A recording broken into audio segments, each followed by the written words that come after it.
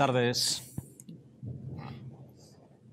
a todas y a todos. Ha hecho de la credibilidad y la entrega una marca que la convierten en una referente para la profesión, todo un ejemplo.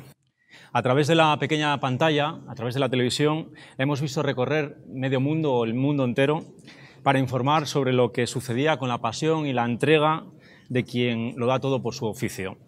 Ha contado en directo, además, la historia del último tercio del siglo XX y los primeros años del siglo XXI. Hemos querido invitar esta tarde, para que esté con nosotros en Llanera, a la periodista Rosa María Calaf. Buenas tardes y es un... Hola.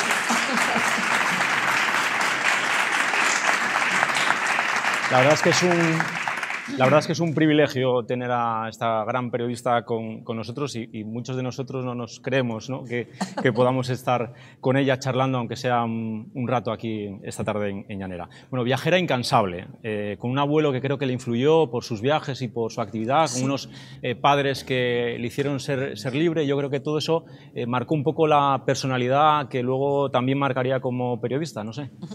Sí, bueno, hola, buenas noches. No, la verdad que, bueno, primero gracias, estoy encantada de estar aquí y realmente, pues, bueno, gracias aquí a la paciencia de Gonzalo, porque ha sido complicado el encontrar fechas y todo eso, pero la verdad que tenía muchísimas ganas de venir, era ya como a ver cómo lo montamos, ¿no? O sea que muchas gracias y sobre todo, pues bueno, muchas gracias a ustedes también por estar aquí, ¿no? Sí, sin ninguna duda. O sea, yo siempre he dicho que me siento tremendamente afortunada en mi vida personal y mi vida profesional y que desde luego no creo que nunca hubiera podido hacer lo que he hecho si no hubiera tenido la familia que tuve, ¿no? Y es que siempre, claro, lo hemos de poner en el contexto de la época, ¿no? Y entonces, pues imaginemos, yo nací en 1945, tengo 72 años, y por tanto, pues acordémonos todos de esa España, ¿no?, de los años 50, y entonces imaginemos pues que lo difícil y lo raro que era que en esa época a una niña la empezaran pues a enviar a estudiar primero francés, después con 13 años al extranjero ya los veranos, ¿no? Entonces, el que pues tuvieras eso, tenía mi abuelo era un empresario y entonces, bueno, pues viajaba muchísimo, ¿no? Y había viajado a Estados Unidos, tenía negocios en Cuba, viajaba mucho también por Europa, etc. Entonces, él me contaba, yo siempre digo, ¿no?, que me contaba no cuentos, sino historias de personas de verdad, ¿no? Y yo entonces, claro, pues tampoco era muy capaz de discernir qué era una cosa o la otra, pero sin embargo en casa hay todavía pues muchas cartas de amigos suyos, por ejemplo, de la India y todo eso. Entonces todo esto yo creo que fue configurando, ¿no? Y el hecho de pues tener, ya digo, un padre que era un extraordinario lector, que entonces empezó a leer conmigo cuando yo era muy pequeña. Yo recuerdo como la primera así cosa que había leído y que me parecía fascinante, y todo esto era la Odisea, por ejemplo, ¿no? Y entonces él me la explicaba. Mi madre era una mujer muy independiente, pues imaginemos también la época, pues fumaba en la calle, o sea, fumaba en público, entonces siempre me hizo ver esa parte de defender la propia libertad, ¿no? y de que yo podía hacer lo que quisiera hacer. Entonces, todo eso yo creo que fue una suerte extraordinaria, ¿no? Extraordinaria. Luego pensó en hacer la carrera diplomática, por eso empezó Derecho, bueno, empezó y acabó Derecho.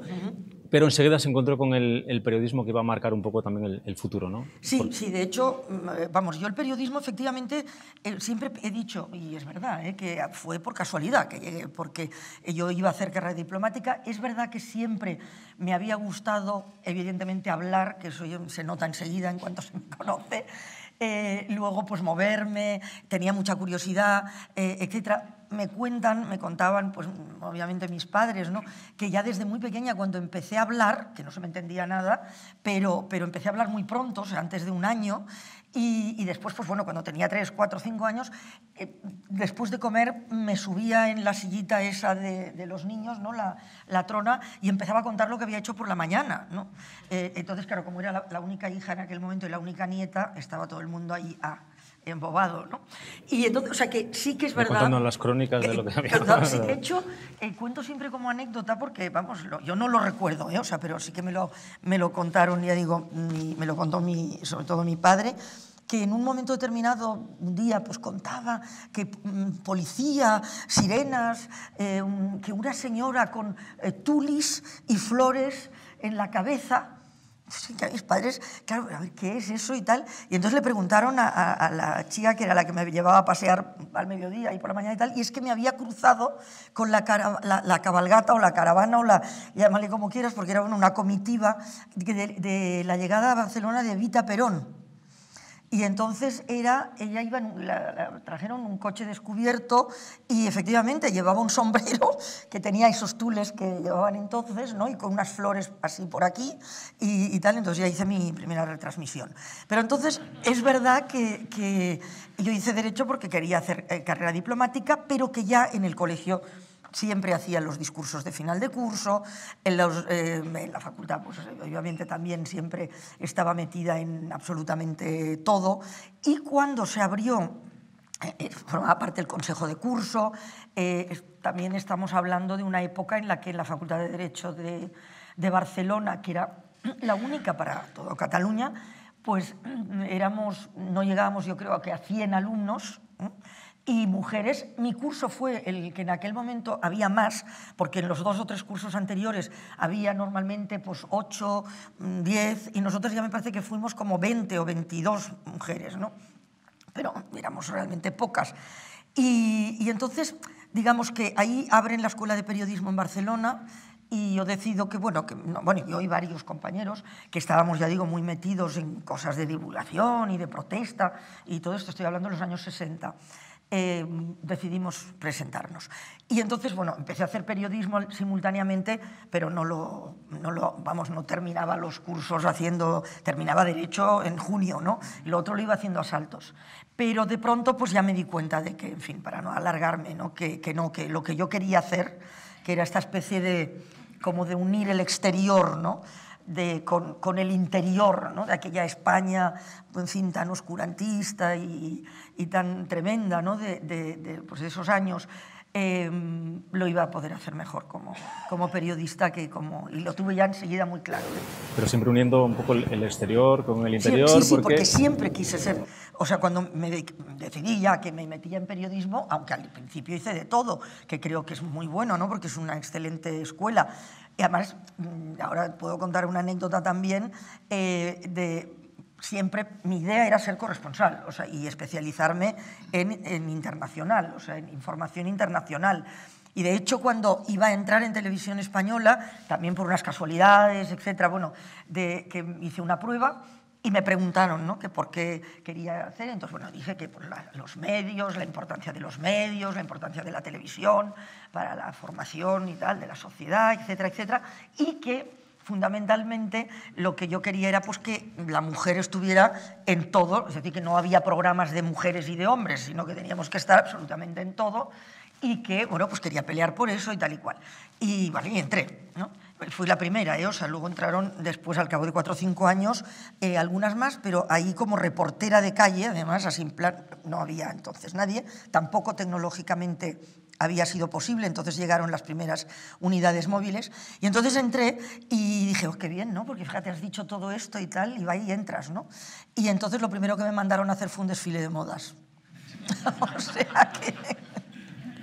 Así que bueno. Pero la primera mujer en España en ser reportera, ¿no? Y la primera en llevar una unidad móvil y enseguida... En radio, en Barcelona, ya digo, porque llegaron las 2 primeras unidades móviles. Luego ya cuando ya me fui a Madrid, entonces éramos 3, porque en fin, 2 de hecho, Carmen Sarmiento y yo, y luego había en redacción Elena Martí, pero bueno, salía menos, pero vamos, eso, con una mano sobraba para contarnos. Bueno, siempre queriendo hacer internacional, acaba siendo primero enviada especial, después creo que José Luis Balbín propone, asturiano también, propone enviarla como primer destino en la corresponsalía de Nueva York. De Nueva York. Y me gustaría preguntar si fue el mejor primer destino que podía tener. Sin ninguna duda.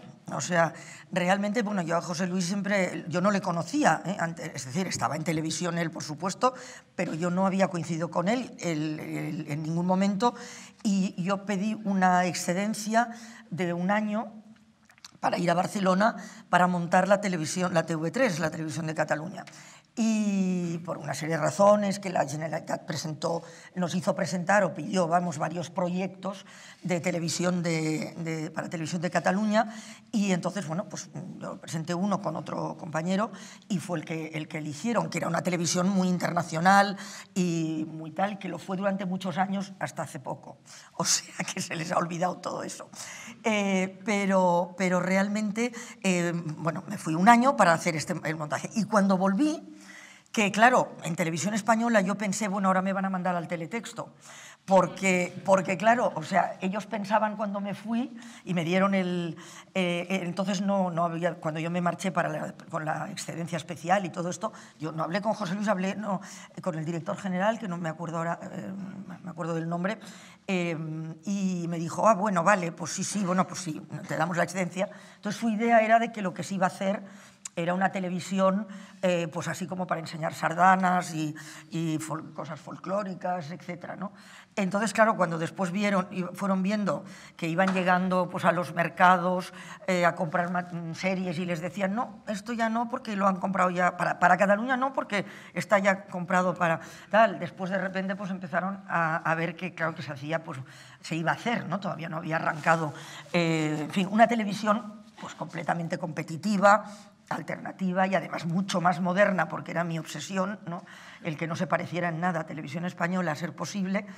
Y entonces pensé, claro, digo, ahora pido el reingreso, porque yo siempre pensé en volver, nunca pensé en quedarme una vez funcionara la televisión en Barcelona, y entonces pensé, digo, bueno, me van a mandar al teletexto. Y entonces pedí el reingreso y pedí una cita con José Luis, que entonces era el director de informativos. Y entonces, bueno, pues llegué allí y le digo, bueno, ya sabes, obviamente ya sabía para qué iba, quién era y todo eso, y quiero reingresar y tal. Y entonces él, lo primero que me dijo, o sea, dando una medida, ¿no?, realmente de su talla, me dijo, bueno, creo que has hecho un excelentísimo trabajo en el proyecto que nos va a traer, me dijo, muchos problemas de competencia. Claro. Dice, pero yo, dice, lo que me gustaría que hicieras es un telediario, ¿no? Entonces, fue cuando hubo aquel cambio que quizá algunos recuerden, en que el telediario dejó de tener presentadoras, de esas de que ponían solo la cara y leían ahí lo que les escribían, sino que ya iban a ser editores, ya, pues bueno, iban a ser probablemente también periodistas, y que luego se iban a hacer en fin, con unos espacios más como de reflexión, etc., ¿no? Y entonces me propuso eso. Entonces yo le dije que no, que yo lo que quería, dice, ¿cómo no? Y luego él ha contado muchas veces, que dice, es la única persona que me ha rechazado un telediario, ¿no? Y entonces digo, no, yo quiero ser corresponsal, que es lo que siempre he querido ser, ¿no? Y especializarme, ya estaba especializada en internacional antes de irme a montar la televisión catalana. Y entonces me dijo, bueno, déjame que lo piense, tengo que hablar con el director general, ya te diré algo, porque no lo tenía tal. Me fui y nada, yo creo que menos de 2 horas después, pues me llamó y me dijo directamente esto, ¿no?, que por poco me caigo sentada, porque me dijo, bueno, ¿quieres irte a Nueva York? O sea que siempre se lo agradeceré, porque sin ninguna duda, ya digo, el empezar en Estados Unidos fue un aprendizaje extraordinario, porque Estados Unidos, digamos, tiene lo peor del periodismo, pero también tiene lo mejor del periodismo.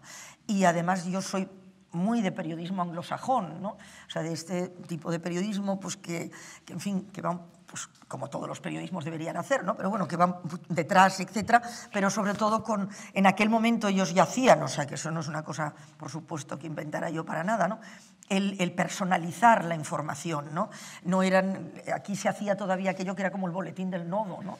O sea, si os acordáis, eran como bustos parlantes, la gente no salía a la calle, o sea, los periodistas, ¿no? No salía, por ejemplo, Jesús Hermida, que era fantástico, como todo el mundo sabe, pero bueno, Jesús Hermida, a ver si alguien alguna vez lo recuerda en la calle. Pues no, pero no porque él no, es porque no se hacía entonces eso, ¿no? Entonces, esa idea de periodismo de próximo y periodismo transversal, o sea, no solo de política y economía, sino de tratar de explicar cómo vive la gente de los países, porque es muy difícil entender qué hacen, por qué pasan las cosas en política internacional si no se conoce cómo es la idiosincrasia y cómo es la vida del vivir cada día, ¿no? de esos países, etcétera, ¿no? Y entonces, ya digo, la oportunidad de vivir todo eso en directo y entonces de estar aprendiendo continuamente, ¿no? de grandes periodistas americanos, vamos, fue como una escuela que no dejaré de agradecer nunca, ¿no? Además, en los telediarios se empezó a escuchar y ver crónicas en las que además se utilizabas la ironía, ¿no? Para contar en más de 1 minuto 10, que es lo que ahora más o menos marca lo de ahora sí, cualquier, más, claro, cualquier además tipo de información, sea importante o no sea importante, sí, igual, pero la ironía sí que sobre me gustaría... todo si es importante se cuenta con menos tiempo. Con menos tiempo. Sí que me gustaría destacar la ironía en esas crónicas, ¿no? Algo novedoso también y que, bueno, sorprendió a mucha gente que estaba acostumbrada a escuchar un informativo mucho más serio, mucho más, bueno, pues de traje y corbata igual, ¿no? Sí, sí, no, que absolutamente, absolutamente. No, eso está claro que sí, eso tampoco es algo que yo inventara, ¿no? Ahí realmente tuvo mucho que ver precisamente esto que acabo de decir, del periodismo anglosajón, ¿no? Que tiene mucho de eso, ¿no? Del utilizar, bueno, pues esas formas de acercamiento más sencillo, más fácil, más asequible a temas más complejos, porque muchas veces pues con un refrán, incluso no solo es la ironía, ¿no? Sino el uso de un lenguaje diferente, ¿no? Porque además la televisión requiere otro lenguaje. Aquí se hacía un periodismo, no solo aquí, en general en Europa, pero se hacía un periodismo muy de radio con imagen, ¿no? O sea, muy bien escrito, mucho mejor escrito. O sea, probablemente, sin duda, que posiblemente las crónicas que yo y otra gente, ya digo, podíamos hacer, porque eran pues crónicas como para leerlas, ¿no? Como para... Eso. Y en cambio, claro, la televisión tiene que jugar con que tienes la imagen, ¿no? Entonces no hay que repetir lo que estás viendo, ¿no? O sea, ¿Y eso no trajo ningún tipo de problemas sí, en la...? Sí, trajo todo tipo de problemas. No, porque había dos cosas. Una, que efectivamente lo de la ironía a veces les parecía frivolizar, ¿no? Y entonces, claro, me decían, oye, pero es que, oye, esto, el uso de refranes, de cortar las frases de una manera que realmente no fueran, a lo mejor me comía los verbos, ¿no? Y me comía, porque claro, si tenía poco tiempo, pues igual un adjetivo me servía para ahorrar una frase, ¿no? Y entonces todo, y eso también tengo que decir, o sea, que tiene influencia del periodismo en inglés, porque como todos sabemos el inglés es un idioma mucho más sintético, ¿no? Un idioma que te permite hacer eso, ¿no? Hacer con prácticamente 2 palabras un titular, ¿no? Entonces, teniendo en cuenta que el español, el castellano como lengua, eso lo complica porque no se puede hacer tan fácilmente, pero sí que si lo practicas y te lo propones, pues está muy claro que con frases muy cortas, y ya digo, y utilizando los recursos de una lengua como la nuestra, que tiene una riqueza extraordinaria, ya digo, en adjetivos, con unos matices, si todo eso lo incorporabas, cambiabas completamente la manera de contar. Pero entonces, ¿qué ocurría? Que cuando llegaba aquí, eso, más el hecho de poner muchas personas comunes en las crónicas, ¿no? Esto ahora lo hace todo el mundo y ahora nos pasamos yendo al revés, ¿no? O sea, es decir, coger testimonios de gente que no sabe nada de lo que le preguntas, ¿no? Entonces era gente que tenía que ver con lo que estabas contando, ¿no? Pero eso era raro entonces aquí también, porque volvemos también a que había un componente tecnológico que también lo hacía difícil, porque, ya digo, en la imagen había que... Yo empecé con cine, entonces cortar en cine, pegar en cine, todo eso era muy difícil. Cuando llega el vídeo y luego el vídeo portátil, o sea, todo eso lo agiliza. Pero eso aquí costó que en la práctica diaria se incorporara, ¿no? Entonces, jugando con todo eso, y ya digo, eso mi mérito está en que, bueno, estaba en Estados Unidos, lo ves, dices, bueno, pues esto hay que hacerlo de otra manera y aprovechas pues todo eso que te aporta un lugar que lleva muchos más años haciendo televisión y por supuesto, muchos más años haciendo una televisión de compromiso, ¿no? Aquí veníamos también con la inercia pues, de la dictadura, o sea, entonces realmente pues tienes que sacudirte un montón de cosas, ¿no? Entonces, eso te puedes imaginar que efectivamente chocaba mucho con determinados estamentos dentro de televisión que todavía en el año 83, cuando yo me fui a Nueva York, pues bueno, o sea, todavía no se habían sacudido el pelo de la dehesa, ¿eh? O sea, quiero decir que seguían ahí, o sea, anclados en que, bueno, pero ¿esta qué hace, no? Y ahora porque va a la Central Park y se sienta ahí en el suelo con toda esta gente, y esto que... Recuerdo, por ejemplo, que aún antes de marcharme, ya hubo una vez cuando se inauguró, que fue tremenda la pelea, se inauguraron la primera autopista que se inauguró, fue un tramo, el de Barcelona a Mataró, y luego la continuación hacia Gerona. Y entonces tenía que hacer la crónica de la inauguración. Entonces nos recordarán seguramente los más mayores que, claro, que se decía de las autopistas como, en fin, propaganda, ¿no? El eslogan era pues una carretera, pensemos en las carreteras en España en aquella época, ¿no? Estrechas, con baches, en fin, muy mala, una red viaria muy mala, ¿no?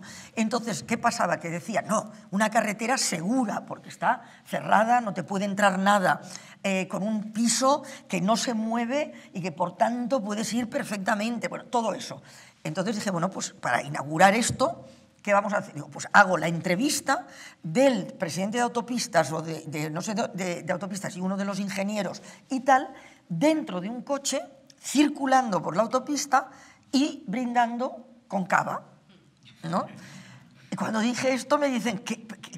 O sea, tú estás loca, pero ¿cómo vas a hacer una entrevista al presidente de autopistas dentro de un coche, moviéndose, brindando, bebiendo en imagen? Bueno, un caos total, ¿no? Y esa crónica está ahí, ¿eh? O sea, que algunas veces ahora la han sacado en cosas de los años y tal. O sea, que había una resistencia, pero luego tenías personas, por suerte, y yo siempre digo lo mismo, que igual que he dicho antes lo de mi familia y tal, también tengo que decir que yo nunca me encontré en televisión española, en la jerarquía de televisión española, realmente me encontré problemas, pero no un rechazo frontal, o sea, no alguien que dijera, pues no, o sea, y esto se ha acabado, o sea, y tal, no, o sea, es decir, que no, había personas, pues eso, pues como Balbín y otras personas después, que, bueno, pues me iban dejando hacer, ¿no? O sea, quiero decir que eso, pero no, claro que al principio aquello era tremendo, ¿no?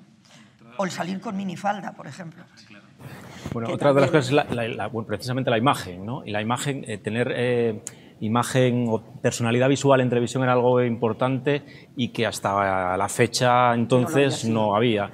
O lo había sido, pero dando esa idea de que la seriedad, ¿no? Y el rigor y todo eso tenía que ver con ir vestido de una manera determinada. Y eso sí que es una cosa que es muy importante que la pregunta, porque además ahora la podemos analizar a ojos de ahora, viendo cómo ha cambiado hacia atrás muchas cosas.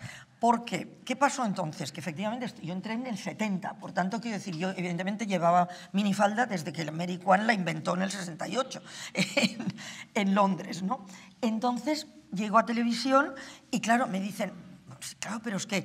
Y entonces, la lucha era... decir, igual que, por ejemplo, también ahí hubo un director que fue con el que entré en televisión en Barcelona, que era José Joaquín Marroquí, que lamentablemente ya no está con nosotros, que era otra persona muy conocedora de los medios americanos, fue el que trajo a Soler Serrano, no sé si le recuerdan seguramente algunos de ustedes, y que tenía una visión muy distinta, ¿no?, de los medios, y que por eso se empeñó en tener una mujer reportera, ¿no? Entonces, José Joaquín Marroquí tenía muy claro que tenía que ver la televisión con la imagen. Y entonces hizo venir a Llongueras, que también empezaba entonces, el peluquero, tenía una sola peluquería en Barcelona, pero era el primero que estaba ya hablando de estilismo, etcétera, etcétera, ¿no?, para que me buscara pues, un estilo, ¿no? Y entonces... bueno, pues no me puso el pelo así, pero él sí que me ha puesto este pelo también, de hace 20 años ya, pero ya me puso siempre muy diferente, ¿no? O sea, cortes, por ejemplo, entonces en aquel momento pues un corte así muy francés, luego llevé mechas cuando nadie llevaba mechas, el pelo escarolado cuando nadie llevaba el pelo escarolado, etc. Y todo esto era Llongueras, ¿no? Y luego una cosa que, por ejemplo, ahora hacen, creyéndose que inventan tal, que es, por ejemplo, salir en algunos programas, bueno, después lo hizo Chicho en el 1, 2, 3, pero ahí era en clave de humor, y todo eso, lo de las gafas sin cristales. Pues yo era miope, lo sigo siendo, pero ahora me operé y ya no lo soy. Pero entonces no había lentillas todavía. Había, pero bueno, yo inicialmente me las estaba poniendo, pero no eran las duras, era complicado, y entonces llevaba gafas, ¿no? Y entonces decidieron que, claro, no había unos cristales que pudieran, lo de ahora de los no reflectantes y todo esto no había, y entonces decidieron que lo de las gafas me quedaba bien, pero me las ponían sin cristales para hacer imagen. Y entonces, claro, cuando entrevistaba a alguien era muy gracioso porque claro, me miraba y luego hacía así porque decía, pero ¿y esto? ¿Qué hace esta sin...? Tal. Entonces, todo este juego, que parece una frivolidad, no lo es, ¿no? Si tenemos en cuenta que estamos hablando efectivamente de un medio visual que tiene que tener, pues, una identificación. Entonces, el tema de la minifalda, que es lo que mencionaba antes, que a mí me parece importante, es que entonces mi discusión era, yo me he visto como quiero, y por tanto, hombre, siempre que sea una cosa, me he visto como quiero y por tanto, o sea, lo que yo haga se tiene que valorar por mi trabajo. O sea, estoy aquí y si queréis que esté será porque, bueno, pues porque lo que hago pues no lo hago mal, ¿no? Pero si voy con minifalda, yo voy con minifalda en mi vida real, por tanto yo no tengo por qué cambiar mi manera de vestir, ¿no? Y entonces, bueno, pues ahí tal, y efectivamente pues hay imágenes y tengo fotos, ya digo, el año 70, bueno, pues con minifalda. ¿Qué ocurre ahora? Que ahora vemos prácticamente pues todas las presentadoras, la mayoría de mujeres que están en televisión y tal, en muchos programas, la mayoría de programas, muy con minifaldas, con escotes, con tal, pero ahora lo curioso es que es al revés, o te vistes así o no sales. Con lo cual volvemos a lo mismo. Es decir, porque a lo mejor resulta que muchas de ellas no se visten así en su vida normal, o sea, o no se vestirían así. Sí, y tal. Entonces, es un elemento de reflexión, ¿no? que introduzco, porque creo que se habla muy poco de este tipo de temas que significan un claro retroceso y una importancia de lo aparente, ¿no? Sobre realmente el núcleo, la esencia o lo esencial, ¿no? Y eso ocurre también en la información. Bueno, decía periodista viajera y corresponsal en un montón de lugares del mundo, en Buenos Aires, en Moscú. Me gustaría destacar los dos momentos, porque fue corresponsal en dos momentos. La primera vez abriendo además corresponsalía de televisión española en la Unión Soviética, además una mujer. Me imagino que los momentos difíciles que se hayan podido vivir allí, sobre todo, pues eso, llegar una mujer periodista y dirigir a aquella corresponsalía, ¿no? Sí, porque curiosamente la Unión Soviética, que como todos sabemos, yo llegué, claro, era Unión Soviética, ¿no? Era cuando empezaba Gorbachov, ¿no? Llevaba ya un par de años y estaba aquello pues muy modificándose. Pero es cierto que la Unión Soviética es la primera constitución que establece la igualdad, ¿no? de género. Lo que ocurre es que estaba en el papel, pero en la realidad, pues bastante menos, ¿no? Entonces, efectivamente, a ver, ir a otros sitios, el hecho de ser mujer me ha complicado mucho más que en la Unión Soviética, ¿no? Pero es cierto que era un poco sorprendente. Pero lo que sí que complicaba mucho era el que, bueno, pues no tenían, claro, ningún tipo de tradición ni de práctica en periodistas que funcionaras como periodista, ¿no? O sea, quiero decir que evidentemente sin control, ¿no? Y entonces ahí empezó eso, la apertura, ahora ya solo desde el punto de vista ya no de contenidos, sino logístico. Era complicadísimo, porque claro, todo tenía que venir por permisos, tenía que venir a través, es decir, nosotros dependíamos de un organismo que se llamaba UPDK en los extranjeros, ¿no? Y entonces no podías hacer nada fuera de eso. Es decir, se te estropeaba un grifo, había que llamar al UPDK. Querías ir a ver a tu familia el fin de semana y querías un billete, tenías que pedírselo al UPDK. Necesitabas un chofer o no sé, pues tenías que pedírselo al UPDK. Entonces todo pasaba por el UPDK. Y tú no podías moverte de Moscú, 50 kilómetros de Moscú, bueno, 53, creo que eran, que nunca sé por qué eran 53, y no podías salir si no tenías un permiso, ¿no?, para salir. Y efectivamente, cuando tú ibas en coche, llegabas, pluf, y a los 53 había una garita que te pagaba el permiso. Si no tenías el permiso, pues te devolvían. Eso dicho así dices, pero qué tontería, pues habrá 20.000 carreteras y tal. No, no había 20.000 carreteras. O sea, las comunicaciones en la Unión Soviética eran radiales, porque era obviamente una forma de controlar los movimientos. Y además, pues ¿para qué iba a haber 4.000 carreteras si nadie tenía coche y lo único que iba por las carreteras eran los convoys de suministros o los convoys militares, etcétera, ¿no? Por tanto, era muy fácil de controlar, quiero decir. Y teníamos pues muchas restricciones, o sea, sobre el papel.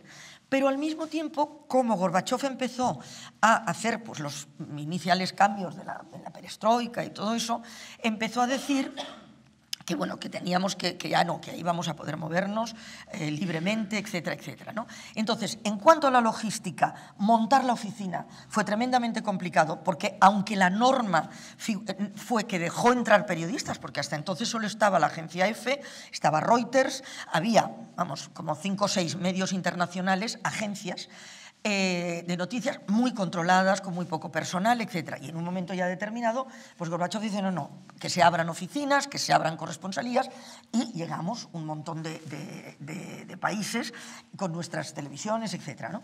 Y entonces, bueno, pues la logística de conseguir un sitio local, un sitio para vivir, o sea, y otro para trabajar, eso te lo tenían que dar también, ¿no?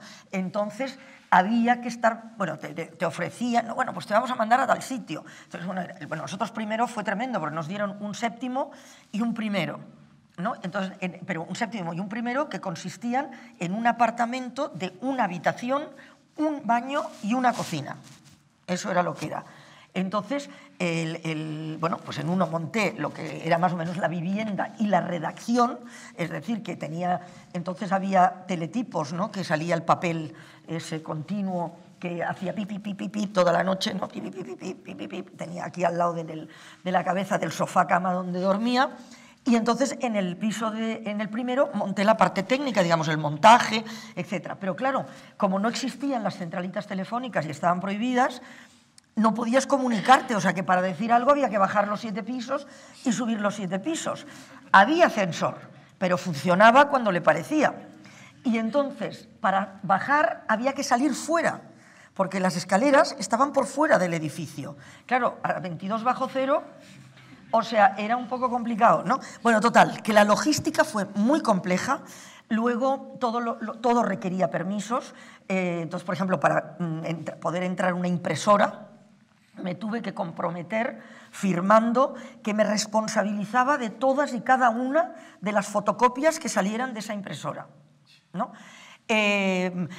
Bueno, todo era así, ¿no? Entonces, cuando tenías que conseguir algo, además, ibas al departamento de tal, del ministerio, de no sé qué, llegabas allí y entonces ya pues te ibas preguntabas, ¿no? Y curioso, la secretaria, evidentemente te la habían puesto también, o sea que sabía perfectamente, entonces, pero ella sabía y también pues tenía esa orden de, bueno, de tratar de tal, y entonces pues yo le decía, bueno, Larisa, que se llamaba Larisa, ¿qué es, hombre o mujer el que vamos a ver? Pues lo que fue, mujer, vale, pues venga ya, sacábamos del cajón botellas de perfume, pañuelo de seda, tal, en una bolsita, y entonces llegabas allí, y entonces, bueno, yo es que querría tal cosa, tal otra, necesito de papel, necesito no sé qué, necesito no sé cuántos, bueno, pues vamos a ver lo que podemos hacer, porque entonces todo muy retórico, ¿no? 3 horas, porque era todo de la hermandad, España, Rusia, no sé qué, tal, o sea, todo ese proceso protocolario, ¿no? Que claro, eso no se había eliminado, porque no se elimina de la noche para la mañana, y entonces te ibas y te olvidabas la bolsita, ¿no? Y entonces era todo un mecanismo de este estilo. Y luego, por ejemplo, pues había cosas muy graciosas como que teníamos intervenidos los teléfonos. Y entonces todos lo sabíamos y además se notaba porque hacía crocurcurcac, o sea, y entonces cuando no decíamos nunca nada, ¿no?, por teléfono, y a veces pues en plan así de medio broma decíamos, oiga, por favor, el que nos escucha, deje de tocar la clavija que no nos enteramos de nada y tal. Y era, bueno, pues era un poco el hacer ver que, ¿no? O sea, estás en esto y tal. Y, por ejemplo, en cierta ocasión siempre bromeábamos mucho porque desde las centrales, lo digo en plural porque éramos bastantes mujeres, por eso te he dicho, de la BBC también era una mujer, de España estaba la del País, estaba el periódico de Cataluña, éramos varias, ¿no? Y entonces nos hablábamos por teléfono, con el teléfono y desde Madrid siempre o desde las centrales te preguntaban siempre, pues supongo que a los chicos, lo de las rusas, ¿qué tal? Por aquello de que siempre... tal, y a las chicas pues, nos preguntaban los rusos, ¿qué tal? Y entonces pues nosotras siempre decíamos, oye, pues no, pues muy bien, porque hay chicos muy guapos, son tal, pero claro, la verdad es que hay que cambiarles la ropa, hay que tal, porque la verdad que tiene unas pintas absolutas. Y bueno, bromeábamos mucho con eso. Y entonces un día, de repente, pues me llama, voy al Ministerio de Exteriores, me llama la persona que se encargaba de cada uno de los grupos nacionales, teníamos una persona, y entonces, bueno, pues me llama y me presenta a un colega ahí, súper tal, y bueno, o sea, claro, un chico súper guapísimo y como muy bien, ¿no? Y todo muy bien vestido y todo muy bien, todo muy Armani y todo tal, pero ¿y esto?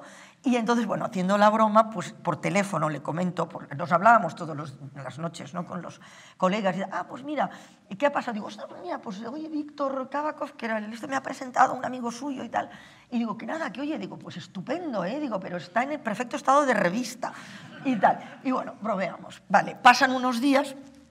Y entonces me llama la secretaria un día para preguntarme que iba a haber un encuentro tal en el Ministerio de Exteriores, no sé qué, que sí quería ir. Y entonces digo, sí. Y cuando ibas a los ministerios, a la tele, a cualquier lugar oficial, te tenía que esperar siempre alguien abajo, ¿no?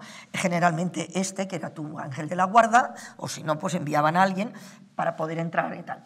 Y entonces me dice mi secretaria, oye, le digo, sí, que voy a ir a esta reunión y tal. Y entonces me dice, oye, que me dice Víctor, que era el ángel de la guarda oficial, que si te espera él o te espera ese amigo suyo que te gusta. Total, o sea, entonces toda esta parte estaba, bueno, pues ahí, ¿no? Luego ya digamos que en el tema contenidos, pues había bastante control, pero es verdad que en esa época, ya digo, la normativa de Gorbachov fue pues, no estar, digamos, sobre los corresponsales extranjeros, dejarnos más o menos tal, y la verdad que bueno, pues se podía trabajar bastante bien. Lo que ocurre es que, claro, era una práctica habitual que es muy difícil romper, ¿no? O sea, es decir, que la gente además, los encargados de los ministerios, en fin, y la gente de la calle incluso, ¿no? De momento no se fiaban mucho, la verdad. O sea, entonces desconfiaban siempre de un extranjero, pensaban, uy, a ver si digo no sé qué y tal, y no sé, vamos a ver. O sea, era muy complejo, porque no tenías mucho acceso a la información. Pero luego hay una cosa que yo también siempre comparo, y a veces creen que es una provocación, pero realmente el control sobre la información se puede hacer por defecto, que era el caso allí, de que era muy difícil conseguir, ¿no?, llegar al fondo de los temas, y claro, sabías que no te contaban tampoco todo y luego no podías poner en peligro a lo mejor a determinadas personas que sí te contaban, pero que no tenían qué tal, pero también por exceso.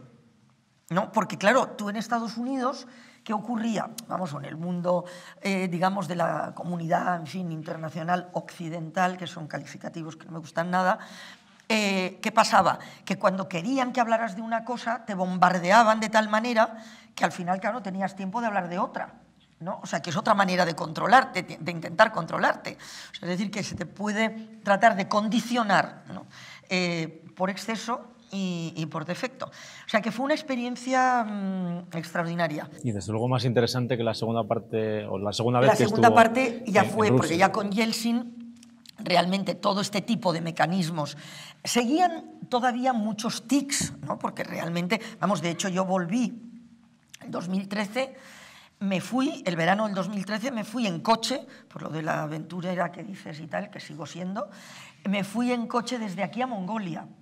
Y entonces fui por Siberia, ¿no? O sea, que fui por la ex Unión Soviética, y luego volví por las repúblicas centroasiáticas y por Irán. Pero la ida me recordaba, pero muchísimo, porque había en todo lo que eran los pueblos más pequeños, todo esto, realmente estas prácticas de tener que ir a la policía, registrarte todos los días cuando llegabas a un sitio, es decir, muchas cosas que eran todavía muy parecidas, ¿no? Pero en Moscú, digamos, a la hora de trabajar, pues no. En ese sentido no. Ahí el problema era que había claro, era muy al principio, ¿no? de Yeltsin, o sea, era en el año 96, 99, ¿no? Entonces, realmente el problema allí era que era una situación confusa, es decir, que el poder estaba, pero había unas grandes luchas de poder, entonces había que ver por dónde te metías y por dónde podías llegar a lo que querías saber. Había también muchos juegos de intereses occidentales, ¿no? O sea, que también interferían, o sea, muchísimo a la hora de que pudieras informar. Más riesgo, porque realmente en la Unión Soviética, a ver, podías tener todas estas cortapisas y todo eso, pero era absolutamente evidente que no te iba a pasar nada como persona, digamos. Nunca, jamás hubieras... Tenías cosas como que si se enfadaban por una cosa que habías escrito, te cortaban el agua caliente, por ejemplo. Que claro, a 22 bajo cero tiene su... Eso, pero bueno, como aviso. Pero digamos que eran estas cosas que en fin, no tenía. En cambio, en la etapa de Yeltsin, ahí había que tener un poquito más de cuidado porque ya empezaban a haber unos inicios mafiosos, empezaba a haber, bueno, pues un mayor riesgo, ya digo, ya no tanto porque te pudieran matar, ¿no? Que tampoco querían meterse en un lío tal, pero sí, en fin, acosarte, intimidarte, etcétera, y hacer que te tuvieras que marchar, ¿no? Cosa que hacen muy bien los chinos, por cierto.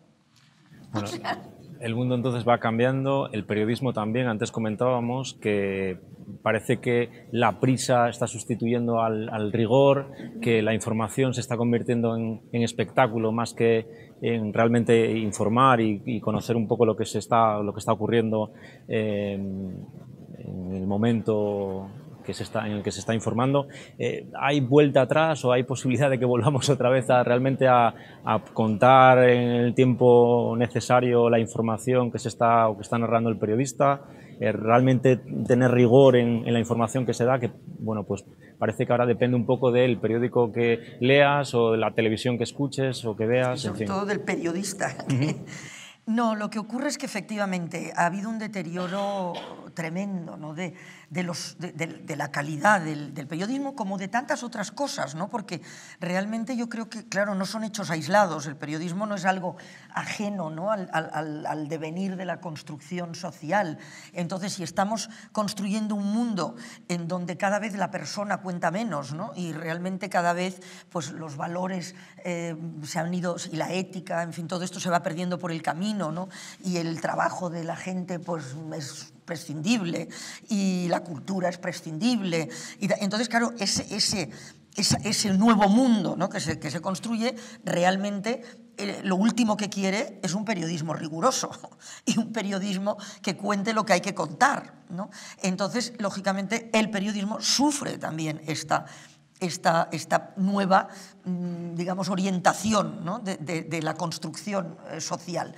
Lo que ocurre es que en el periodismo se da la paradoja y la complicación de que sufre todo eso, pero en gran parte está en el origen, porque el hecho de que los modelos sociales se vayan cambiando y que los valores se vayan quedando por el camino y todo eso tiene mucho que ver con cómo se hace el periodismo, es decir, la calidad de la información. O sea, una sociedad que realmente no está bien informada, es obvio que va a ser muy difícil que pueda defender sus derechos, ¿no? Y eso, pues ya lo decía Jefferson, el tercer presidente norteamericano, que decía que si le daban a elegir entre un mundo, ¿no? Un país con medios de comunicación, vamos, con periódicos, decía él, ¿no? Entonces no había esto, con periódicos y sin gobierno, y un país sin periódicos y con gobierno, elegía un país con periódicos y sin gobierno. Ahora no sé qué diría. Me imagino que diría que mejor sin las dos cosas. Pero, o sea, porque realmente, a ver, O sea, que es evidente, ¿no?, que el peso enorme que tiene el comportamiento de los medios de comunicación a la hora de construir una sociedad capaz, ¿no?, de entender lo que pasa, ¿no?, y de, por tanto, tratar de actuar después ya según su opinión, obviamente, ¿no? O sea, quiero decir que la máxima esta, en fin, sacrosanta, ¿no?, del periodismo, de que los hechos son sagrados y luego ya las opiniones son libres, ¿no? O sea, yo no puedo decir que esta botella está llena, porque no lo está. O sea, puedo decir que preferiría que estuviera llena o que debería estar llena, todo lo que queramos en consideraciones, pero lo que no puedo decir es que está llena, ¿no? Entonces, esto es lo que ahora se pervierte. Es decir, que cada vez más no es también que antes, porque a veces cuando se dice esto parece que digas, uy, es que antes el periodismo era súper maravilloso, perfecto, transparente, comprometido, sin fisuras.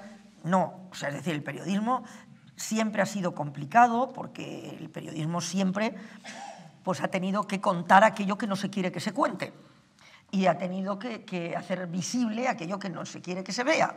Por tanto, siempre choca con voluntades, ¿no?, que quieren impedir que se haga eso, ¿no? Pero lo que es verdad es que ahora la tecnología, que por una parte es fantástica, ¿no?, y debería ser una herramienta a defender y a usar, ¿no?, al máximo, porque nos permite, ¿no?, conocimiento, acercamiento a lo diferente, por tanto comprensión de lo distinto, etc., es estupenda, pero claro, exactamente como toda herramienta, con la misma fuerza puede hacer todo lo contrario. O sea, si se usa mal, puede ser una herramienta fantástica de desconocimiento, ¿no?, de alejamiento, o sea, de lenguaje exclusivo, etc.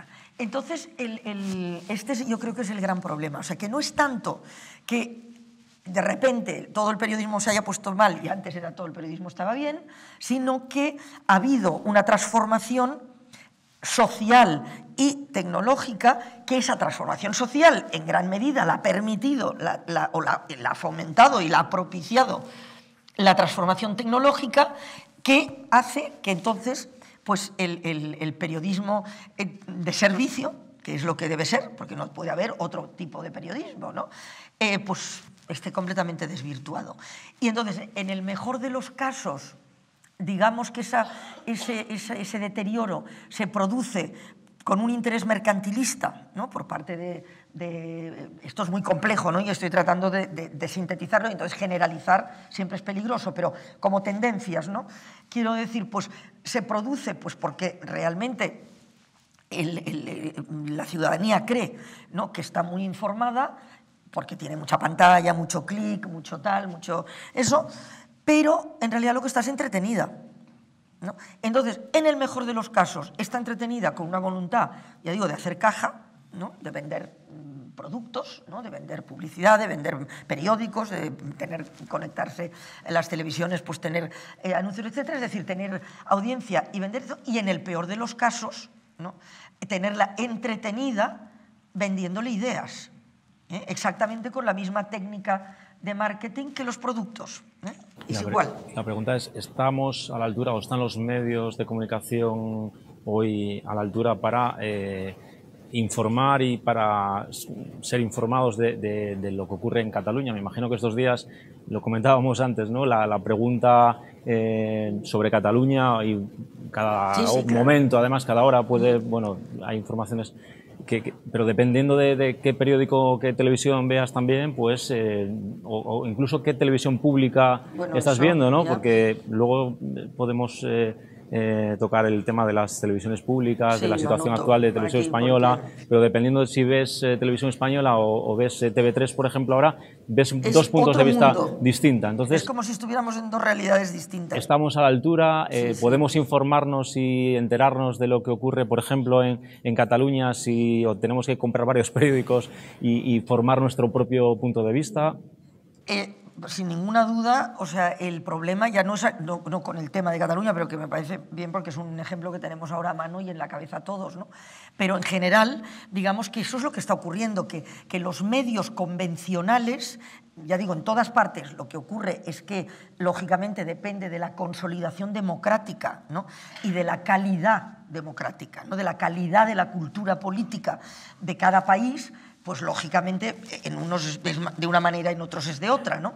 Pero la tendencia general es a que realmente no se está informado, ¿no? O sea, que no se da a la ciudadanía todos aquellos elementos de conocimiento que debe tener para formarse una opinión con la que después va a tomar decisiones que le llevarán a actuar de una manera o de otra, ¿no? Y para eso necesitan unos elementos de conocimiento. Bueno, pues esos elementos no se dan, porque efectivamente se da por aquí unos cuantos, por allá otros de otra manera, es muy complicado. Además, se ha acostumbrado la gente de una cierta edad también, y los mayores que empiezan a darse cuenta de que, ojo, que esto pasa como cuando la dictadura, que había que empezar a leer entre líneas y a tener mucho cuidado de no dejarse, porque se sabía en qué condiciones se estaba haciendo la información.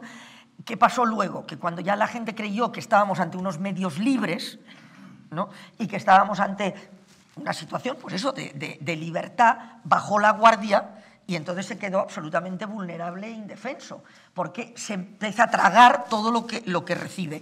Y luego, como es tanto lo que sale, es una avalancha, ¿no? de supuesta información rápida, lo que decíamos, ¿no? Efímera, o sea, se superpone, etcétera, muy breve, o sea, realmente, ¿no? O sea, muy sencilla, muy simple, de blanco y negro, etcétera, se va cerrando mentalmente. O sea, porque al final acaba creyéndose que está informado, pues eso, porque ha visto 5 titulares y al final acaba viendo, yo hablo siempre, claro, más de televisión, pero es lo mismo, es las redes, porque ahí lo que hay que introducir es el concepto redes, ¿no? Porque realmente hay mucha gente ya por debajo de los 30 y pocos que ya no ve la televisión, o sea, que lo que ve y lo que ve en todo caso de televisión lo busca en las redes, ¿no?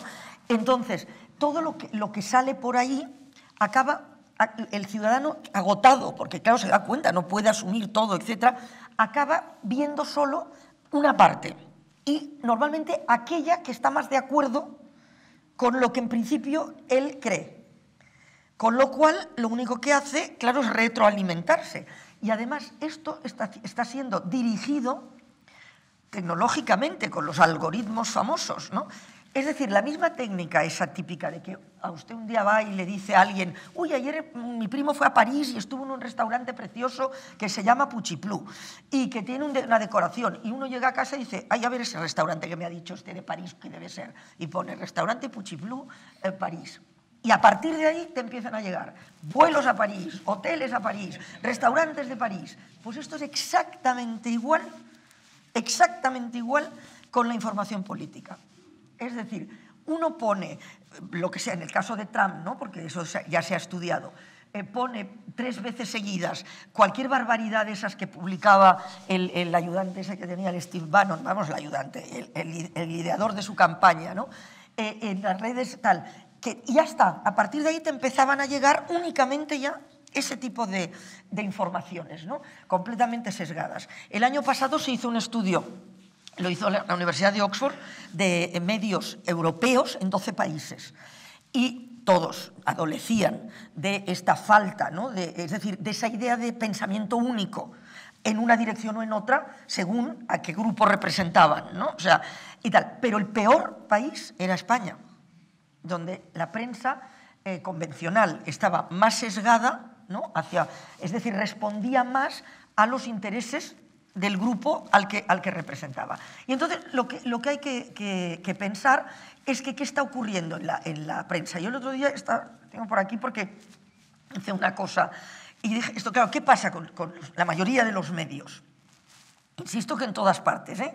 Lo que pasa es que en cada país están más en manos de unos que, por ejemplo, aquí es el poder financiero sobre todo, en prácticamente todos los medios convencionales.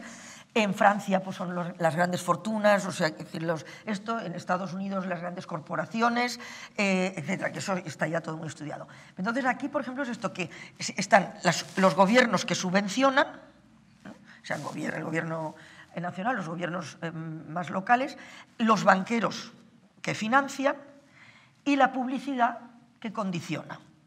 Entonces, esto es algo que hemos de pensar siempre que vemos un medio de comunicación, sea el que sea. Es decir, ¿quién es el dueño de este medio? Es decir, ¿a qué intereses responde? Entonces, las redes. Claro, en las redes ya es brutal, ¿no? Entonces, ahí sí que hay que tener un cuidado tremendo, porque hay que, y es cansado y difícil, y me gustaría poder decir, y la fórmula es tal, ¿no? La única fórmula es echarle esfuerzo, o sea, y tiempo para hacernos como una dieta de medios y sobre todo, por eso he dicho antes, de periodistas, que uno ve que, bueno, pues van siendo fiables, ¿no? que son ponderados, que tienen sentido común, etcétera, ¿no? Porque es un poco como la alimentación. O sea, igual que hemos aprendido, ¿no?, que hay que tener cuidado con la alimentación, con determinados productos, y que cuando vamos a comprar decimos, a ver esto que tiene, que hay cosas que no sé qué. Es eso que hemos ido generando con tiempo y con años. Y pues hay que generarlo con el consumo de producto informativo. Porque realmente en este momento lo que está ocurriendo es esto. O sea, que el producto informativo, ya digo, se elabora con criterios absolutamente de marketing, ya digo, sea de venta para crear, digamos, como una sociedad de consumidores, ¿no?, que consuma productos o ideas y que no piense. Y esa es la tendencia. Entonces, realmente, que están a la altura. No. El tema Cataluña es evidentísimo. O sea, es evidentísimo, ¿no? Porque hay mucha gente haciéndolo bien o tratando de hacerlo bien, es decir, poniendo en las famosas tertulias, ¿no?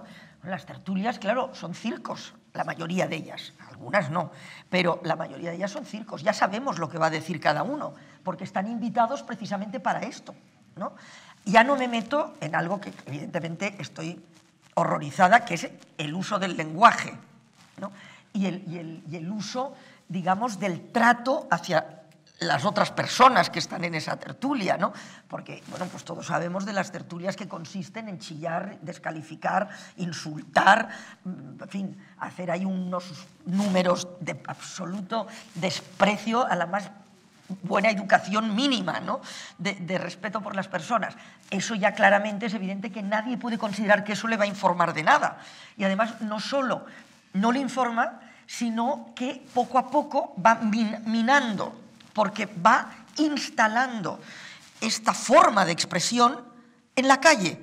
O sea, la gente ya cree que discutir con otro no es argumentar, ¿no?, y decir, oye, mira, yo creo esto, por esto, por esto, por esto, y el otro, no, pues mira, yo en esto no estoy de acuerdo. Bueno, pues ¿por qué? Datos, ¿no?, ejemplos, tal, lo que toda la vida ha sido un debate, una discusión entre personas, pues en fin, inteligentes y tal. No, o sea, ahora ya todo el mundo cree que discutir es chillar más que el otro, o sea, y llamarle de todo, y bueno, los insultos en las redes, bueno, tremendo. Entonces, ahora en lo de Cataluña esto está viéndose perfectamente, ¿no? Y entonces creo que lo que falta falta claramente porque se quiere que falte, ¿no?, el que haya pues esas voces que expliquen, ¿no?, y que estén, hablábamos antes de muchas cosas que están ocurriendo, muchos pequeños hechos, que los contextualicen y llamen la atención, ¿no?, sobre el análisis que hay que hacer de todos estos hechos. Porque al final, pues yo comentaba, hoy pues nos hemos despertado con lo de que la Caixa se va, el Sabadell se va, tal, pero todo eso son gestos, o sea, que evidentemente, claro que tiene que ver con el fondo de la cuestión, por supuesto, ¿no? Pero ¿por qué ahora y no la semana pasada? ¿No? ¿Y por qué no hace 3 días? ¿No? Bueno, pues es obvio que ahora hay un interés, ¿no?, de crear, o sea, porque vamos a ver, la Caixa y el señor Fainé y toda la gente que está en el Sabadell y todo esto, no, hace semanas y meses y casi años, ¿no?, que tendría que haber tomado una posición, ¿no?, y ha estado o sea, mirando para otro lado, ¿no? O sea, quiero decir, por aquello de que no vamos a ser que quedemos mal con unos y con otros. Bueno, todo esto hay que contextualizarlo y ponerlo y que se vea además pues dónde están los intereses de cada grupo, ¿no? Porque el seguir simplemente cayendo, ¿no?, en esta táctica de las emociones, eso es peligrosísimo, ¿no? Y eso es lo que se está haciendo. O sea, y España, lamentablemente, es un país que precisamente porque no hemos tenido una cultura política, bueno, no tenemos ni tiempo, ¿no? Ni democrática más consolidada, etcétera, etcétera, es una sociedad muy manipulable. O sea, muy manipulable.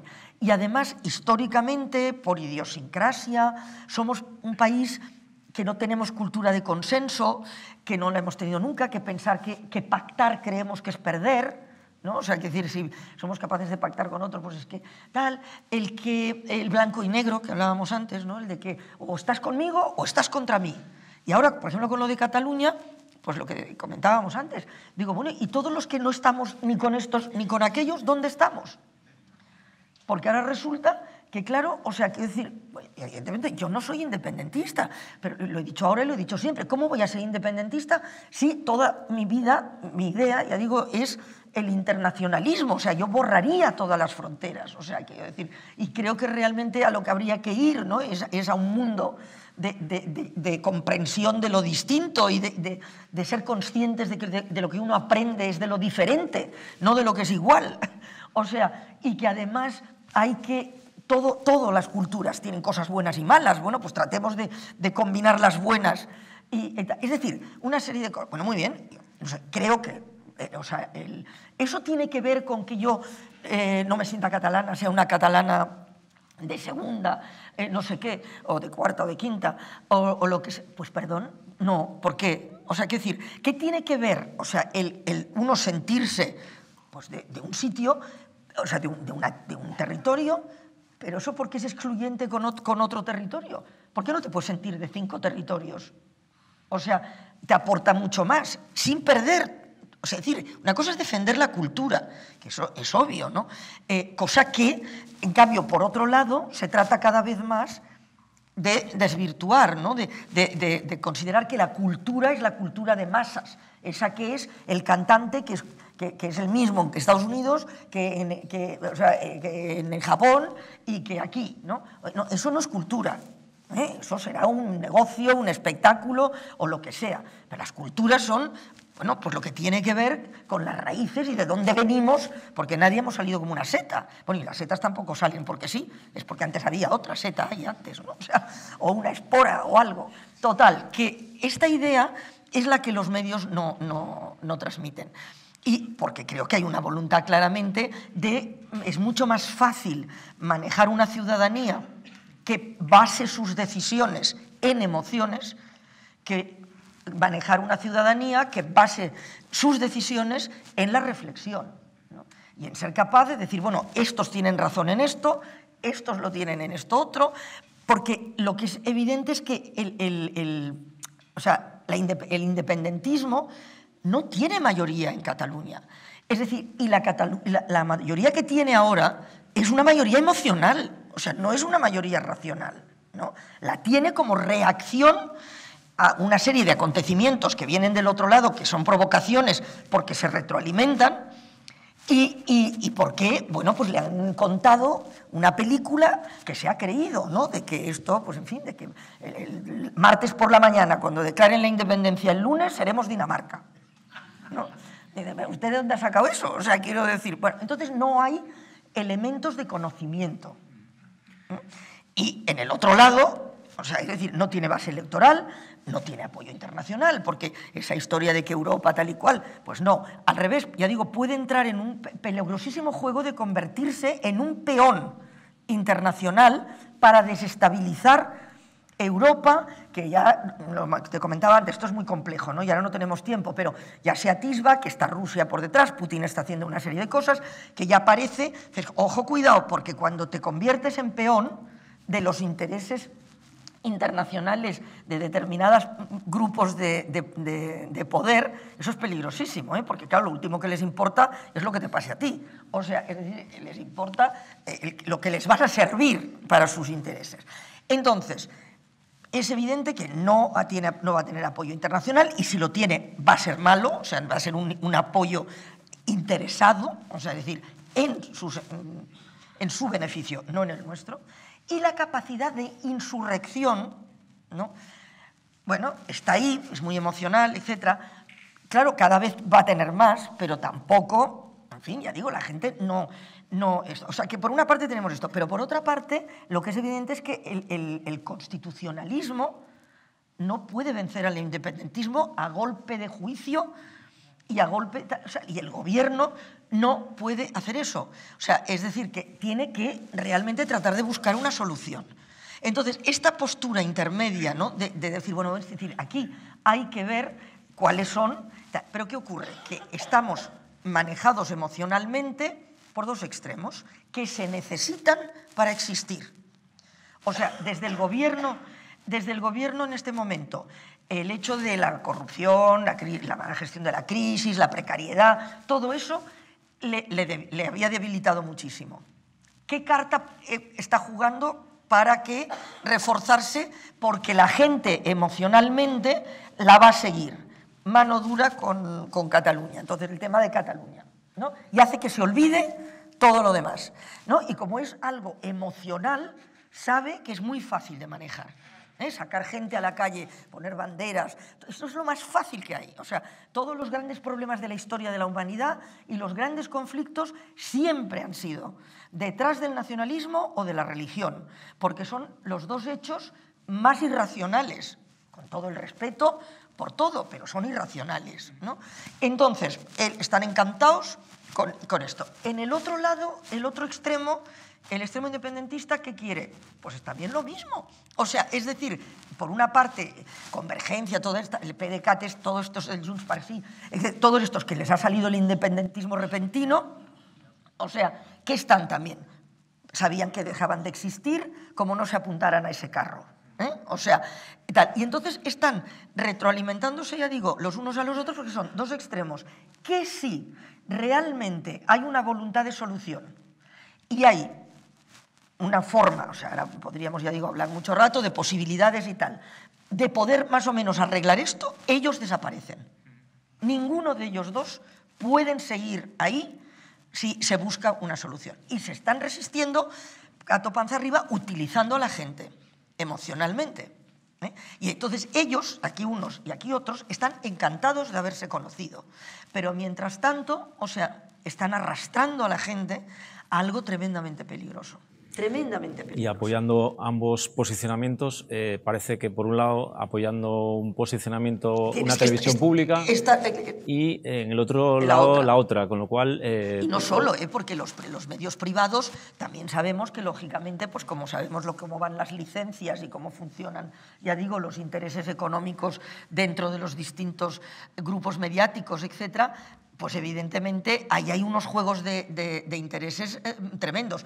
En el caso del lado independentista, puede que, mira, en esto ya digo, pueda acabar siendo relativamente bueno el que haya una presión, digamos, de intereses económicos y tal, para tratar de abortar eso. Pero claro, el daño que se ha hecho ya, eso va a ser, vamos, eso van a ser años, porque, claro, luego tú cuando les preguntas nunca saben qué contestarte.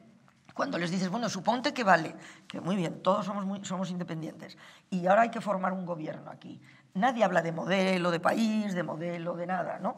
Y entonces dices, bueno, ¿y qué? ¿Y vais a gobernar con la CUP? Claro, a mí la CUP me parece muy respetable, o sea, oye, pues cada uno tiene sus ideas, ¿no? Pero bueno, es que nadie de los que están en el otro tienen nada que ver con las ideas de la CUP, ¿no? Y en cambio están en este momento secuestrados, o sea, por la CUP. O sea, pero todo este panorama, y que podríamos, ya digo, seguir dando muchos más datos, ¿no?, de cómo se está manejando esto, y sobre todo en beneficio de quién. Y entonces, claro, cuando tú, ante cualquier situación, ya digo, muy emocional, donde te sientes arrastrado, porque todos somos, evidentemente, primeramente emocionales, afortunadamente, porque eso tampoco es malo si uno no se deja ofuscar, ¿no?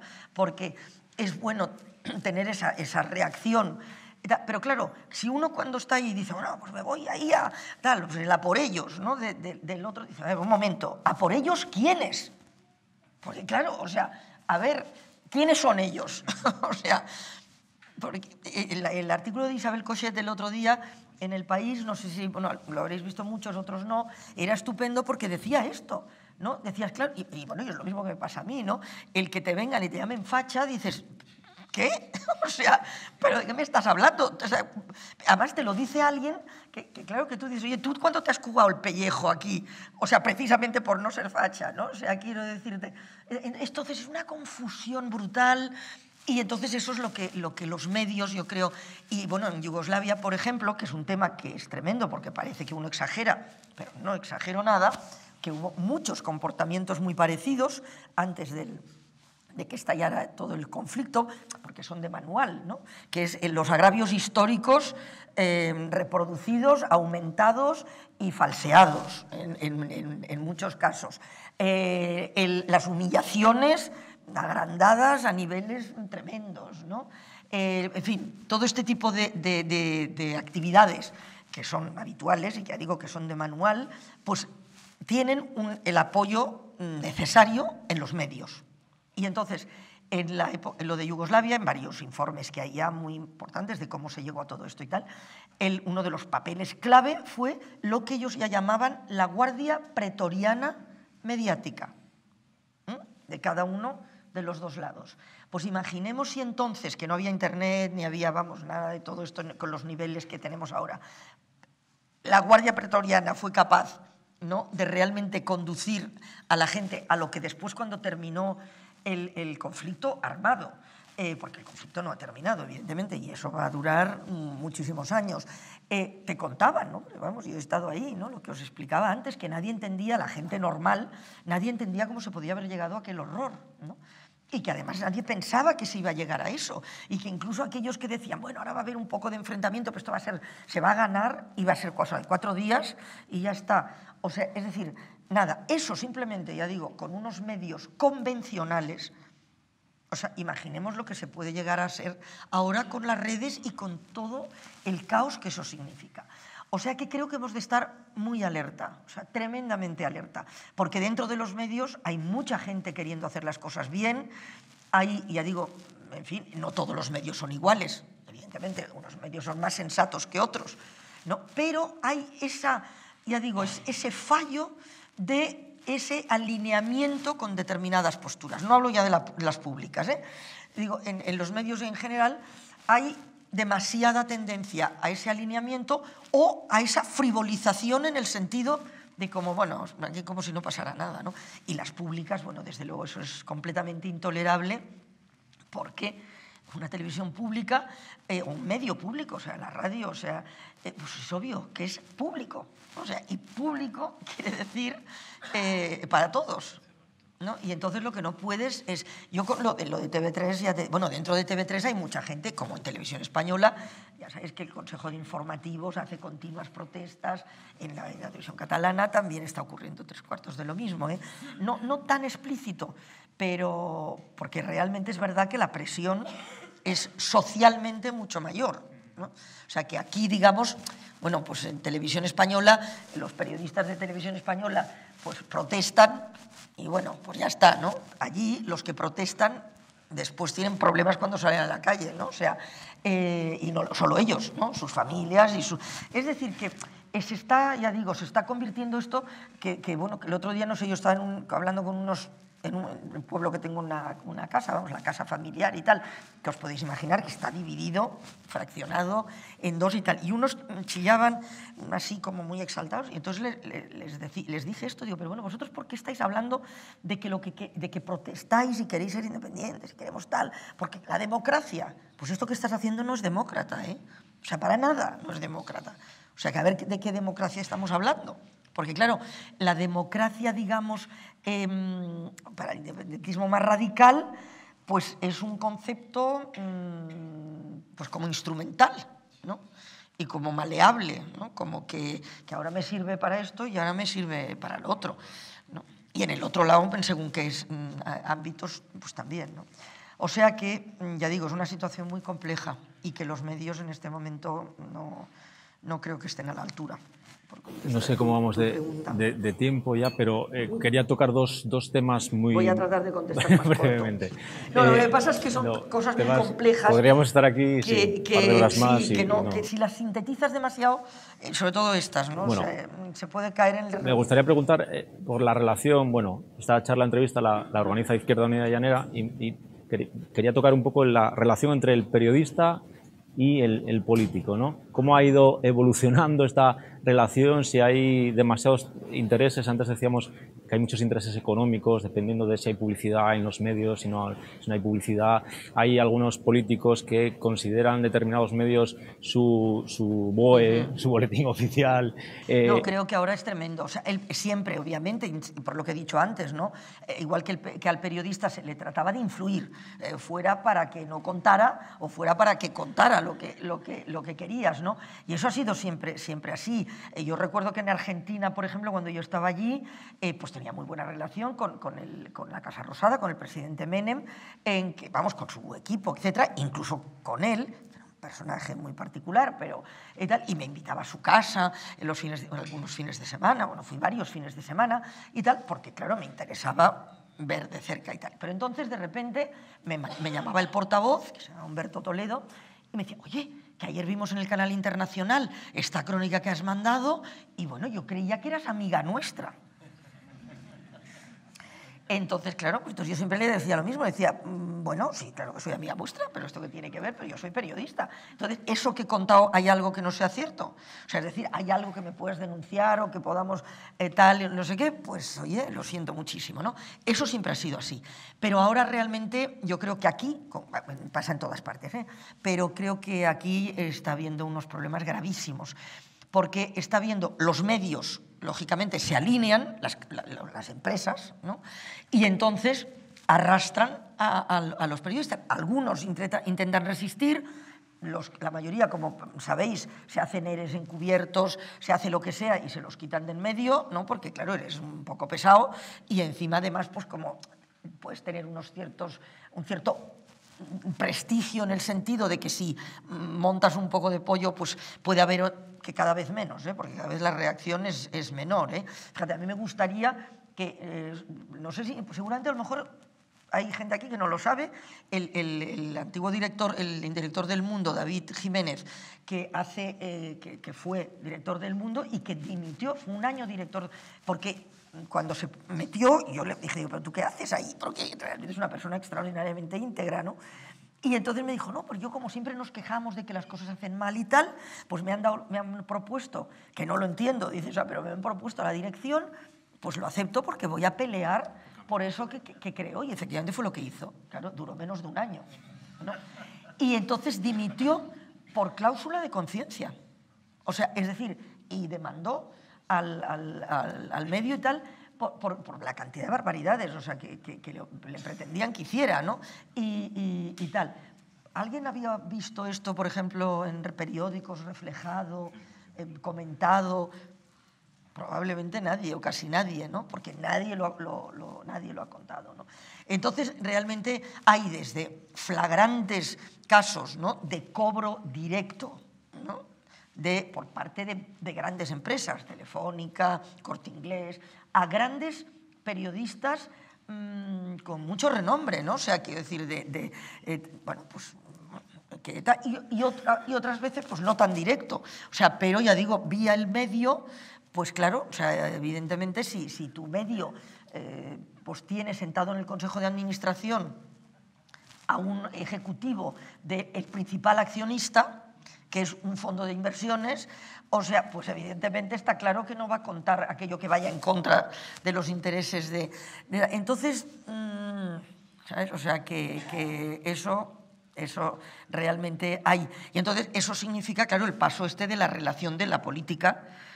Es decir, yo creo que el gran problema es ya no tanto, ahí le digo, hay periodistas individuales, pero como en todas las profesiones, bueno, pues cuyos niveles de compromiso, de conciencia o tal, pues son los que son. Y ya está, pues bueno, pues hay gente para todo en todas partes, ¿no?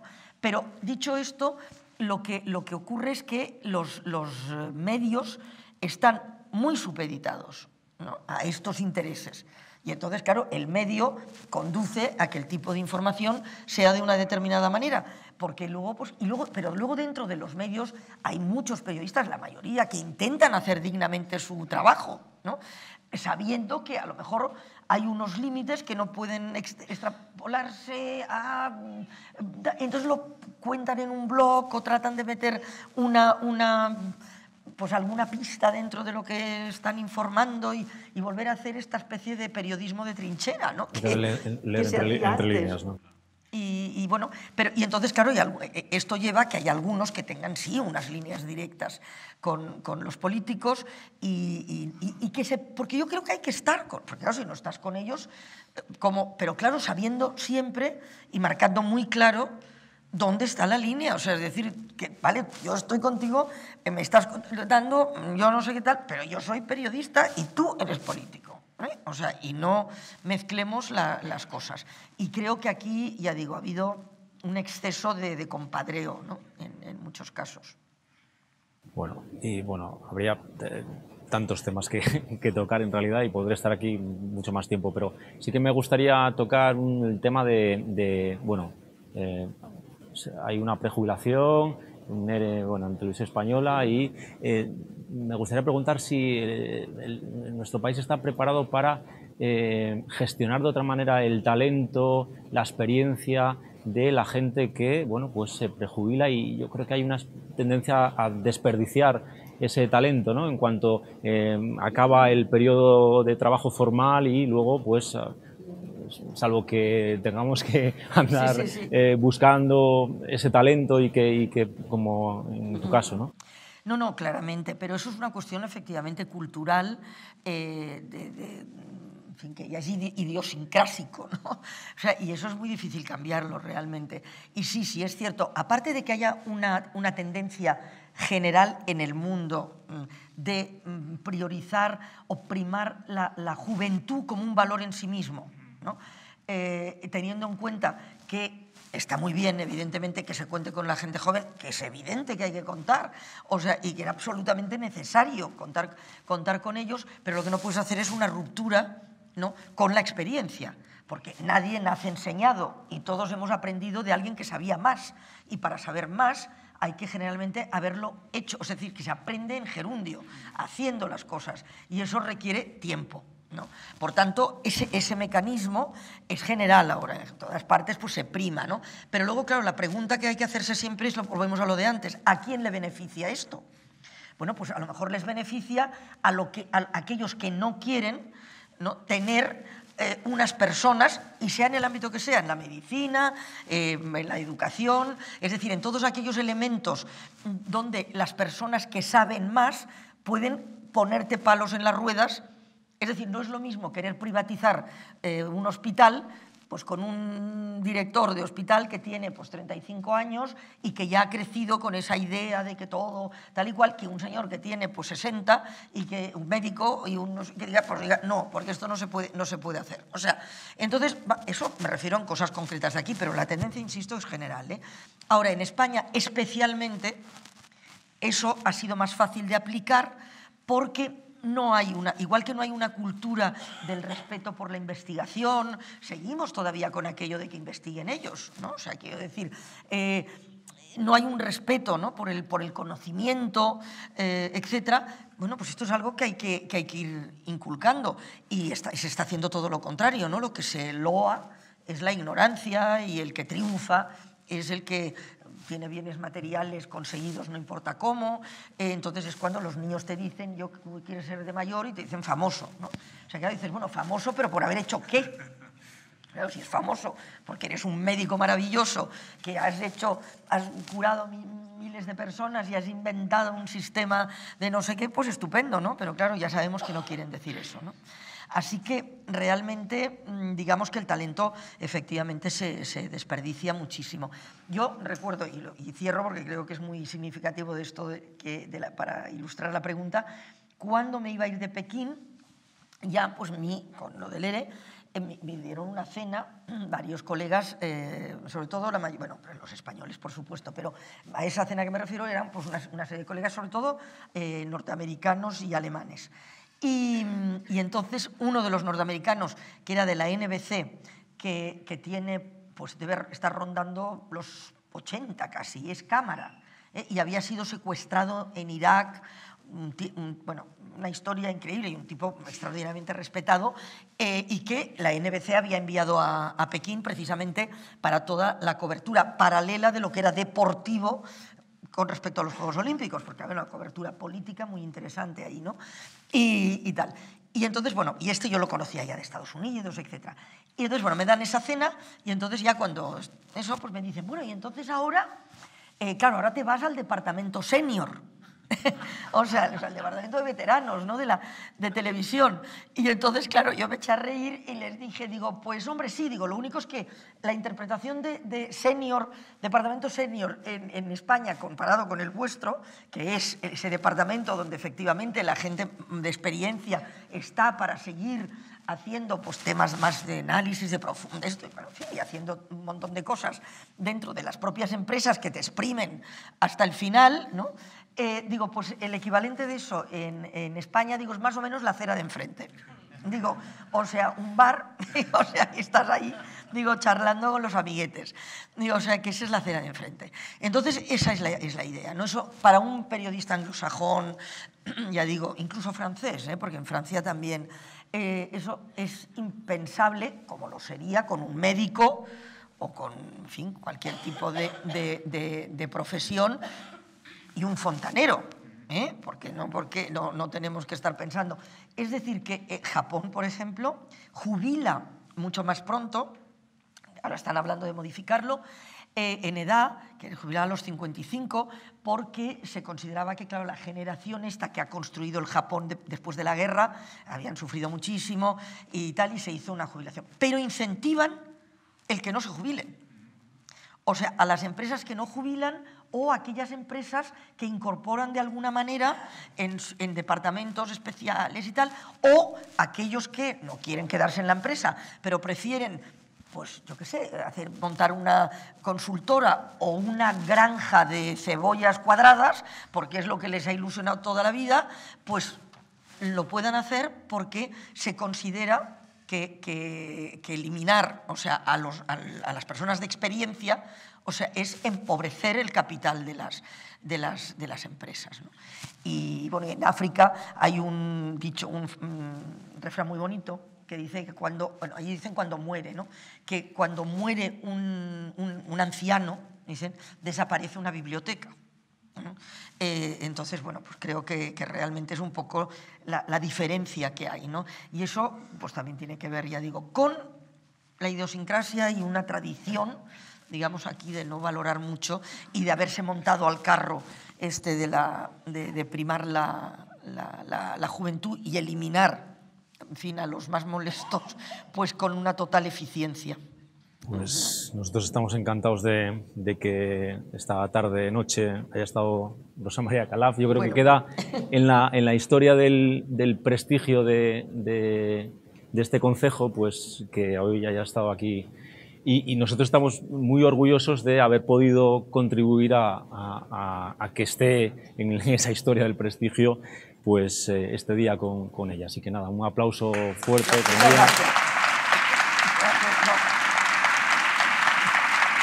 Yo les aplaudo a ustedes. Gracias.